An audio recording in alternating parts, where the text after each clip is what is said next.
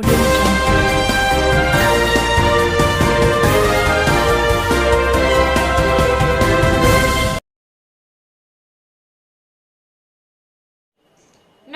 संगम news के इस bulletin में आपका स्वागत है। आज की अहम खबरों के साथ मैं हूं निशा। चलते हैं आज की खबरों के सफर में।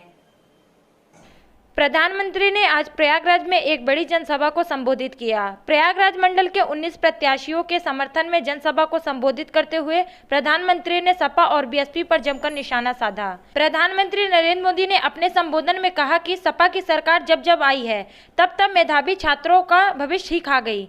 समाजवादी पार्टी के शासनकाल में नौकरी से जुड़े सभी आयोग में सपा के रिश्तेदार या परिजन बैठा दिए गए। इसकी वजह से एक ही परिवार या एक ही जाति के लोगों का चयन हुआ और मेधावी छात्र बाहर हो गए। उन्होंने कहा कि सपा और बीएसपी सरकार ने 10 सालों में 2 लाख लोगों को सरकारी नौकरी दी, जबकि योगी सरकार ने 5 साल में 10 लाख लोगों को सरकारी नौकरी दी।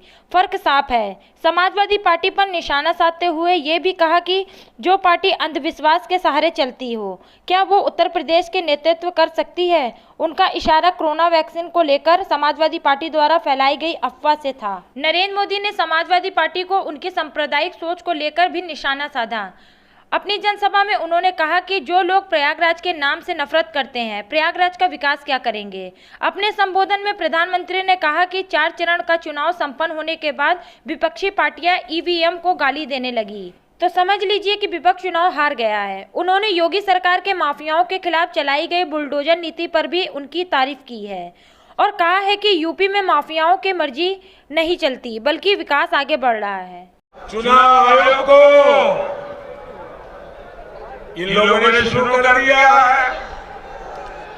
मैं सोचे किसी ने मैसेज दिया, बड़ा मजेदार मैसेज।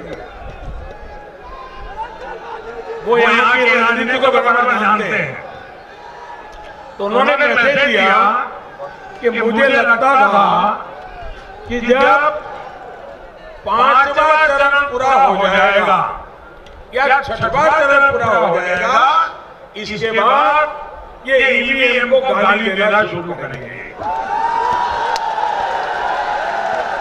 लेकिन इस बार उन्होंने 4थे चरण में ही सुबह से ईवीएम को गाली देना शुरू कर दिया। जो लोग एग्जिट पोल का इंतजार करते हैं ना, मैं उनको कहता हूं एग्जिट पोल का इंतजार मत कीजिए। ये जैसे ही ईवीएम को गाली दे तो समझ लीजिए तो उनका खेल खत्म है। समाजवादी पार्टी के मुखिया अखिलेश यादव ने आज प्रयागराज शहर के तीनों विधानसभा सीटों में अपने प्रत्याशियों के लिए रोड शो किया। अखिलेश यादव ने रोड शो की शुरुआत प्रयागराज शहर दक्षिणी से समाजवादी पार्टी के प्रत्याशी रईस चंद्र शुक्ला के क्षेत्र मेडिकल चौराहे के एक रोड शो के साथ शुरू किया। इस रोड शो में हजारों सपा समर्थकों का हुजूम उमड़ पड़ा।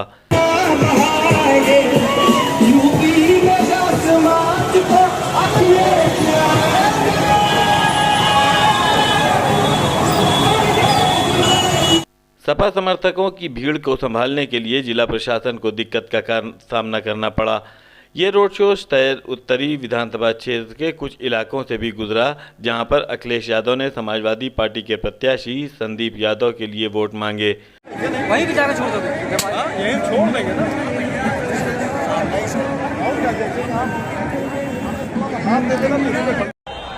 जो घोर परिवारवादी बोल रहे हैं, याद रखना, इनसे सावधान रहना।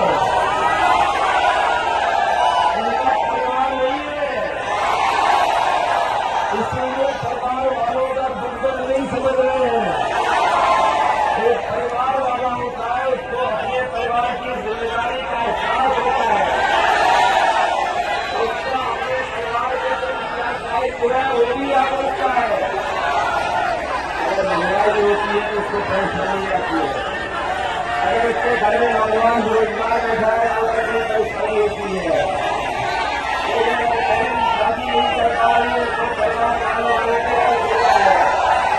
आखिर में ये रोड शो शहर पश्चिमी विधानसभा क्षेत्र में जाकर समाप्त हुआ, जहां सपा प्रमुख ने अपने पार्टी प्रत्याशी ऋचा सिंह के लिए जनता से वोट मांगे। महंगाई से आवाम को मुक्ति दिलाएंगे और देश में विकास की गंगा बहाएंगे। यूपी में समाज को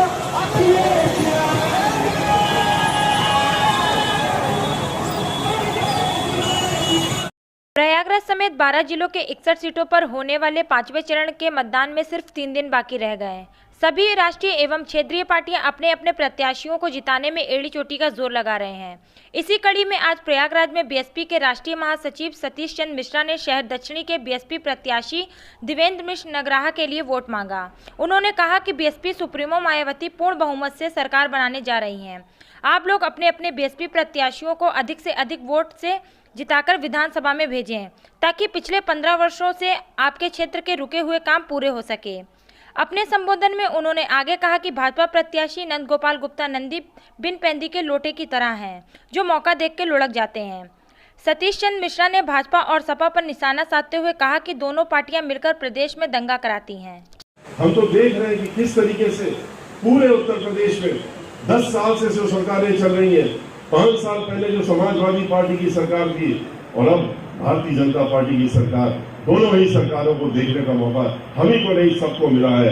समाजवादी पार्टी की सरकार आती है तो उत्तर प्रदेश में गुंडागर्दी, माफियागर्दी, दहशतगर्दी, डकैती, फिरौती, लूटमार, बलात्कार, दंगे, फसाद, इसके अलावा क्या मिलता है? जहां चले जाइए यही सुनने को मिलेगा।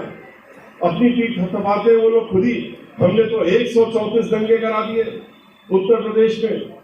ये क्या खुश होने की बात है कि हमने 134 दंगे करा दिए? और दंगे कभी अकेले नहीं होते, दंगे तो कराए जाते हैं। दंगे कराने के लिए 2 पक्ष होने होते हैं और इसीलिए भारतीय जनता पार्टी और समाजवादी पार्टी एक साथ मिलकर के दंगा कराने का काम करते हैं, आपस में गुटमैनी करते हैं। देखिए, बहुजन समाज पार्टी के लिए बिल्कुल चुनौती भरा नहीं है, अन्य पार्टियों के लिए चुनौती भरा है जो चुनाव हार रहे हैं। बहुजन समाज पार्टी 4 जगह चुनाव पड़ चुका है, जहां वोट पड़ चुके हैं, 4 हो चुके हैं पूरे, उसमें एक तरफा बहुजन समाज पार्टी के पक्ष में हर वर्ग का व्यक्ति वोट डाल रहा है और निश्चित रूप से बहुजन समाज पार्टी पूर्ण बहुमत की सरकार बनाने जा रही है उत्तर प्रदेश में और अब की बार बहन मायावती जी 5वीं बार उत्तर प्रदेश की मुख्यमंत्री बनने जा रहे हैं। खबरों का सिलसिला यूं ही जारी रहेगा। आप हमारे YouTube चैनल को लाइक कीजिए, सब्सक्राइब कीजिए और शेयर कीजिए और आप देखते रहिए संगम न्यूज। नमस्कार।